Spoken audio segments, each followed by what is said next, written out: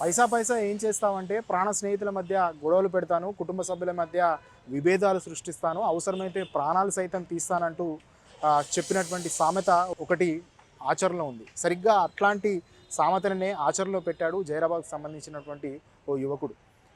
500 రూపాయల కోసం సొంత తండ్రిని కత్తితో పొడిచి చంపేయడం జరిగింది. ఇది జైరాబాద్ మున్సిపాలిటీలోని అల్లీపూర్ వార్డులో జరిగినటువంటి ఘటన. రాత్రి ఫుల్గా మద్యం సేవించి ఇంటికొచ్చినటువంటి కొడుకు తుకారాం తండ్రితో గొడవపడడం జరిగింది. మాట పెరగడంతో నా 500 రూపాయలు తీసుకున్నామంటూ మొదట గొడవ స్టార్ట్ చేయడం జరిగింది. నేను 500 రూపాయల నోటు తీసుకోలేదు, అసలు ఆ 500 రూపాయల గురించి కూడా నాకు తెలియదంటూ తండ్రి చెప్పడం జరిగింది.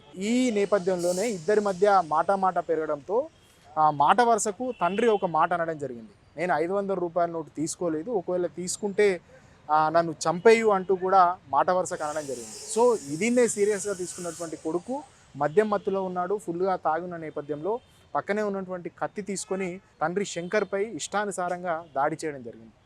అతను మృతి చెందిన తర్వాత కూడా అతని పీక కూడా కోసేయడం జరిగింది. విషయం తెలుసుకున్నటువంటి పోలీసులు సంఘటనా స్థలానికి వచ్చి కొడుకును అదుపులోకి అయితే తీసుకున్నారు.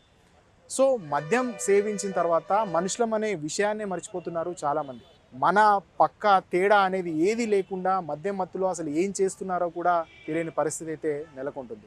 కేవలం 500 రూపాయల నోటు ఒక మనిషి ప్రాణాన్ని అయితే తీసుకుంది. ఇట్లాంటి ఘటనలు చూసుకున్నప్పుడు అసలు మనం మనుషుల మధ్య ఉన్నామా అనే సందేహాలు అయితే వస్తున్న పరిస్థితి కనిపిస్తుంది.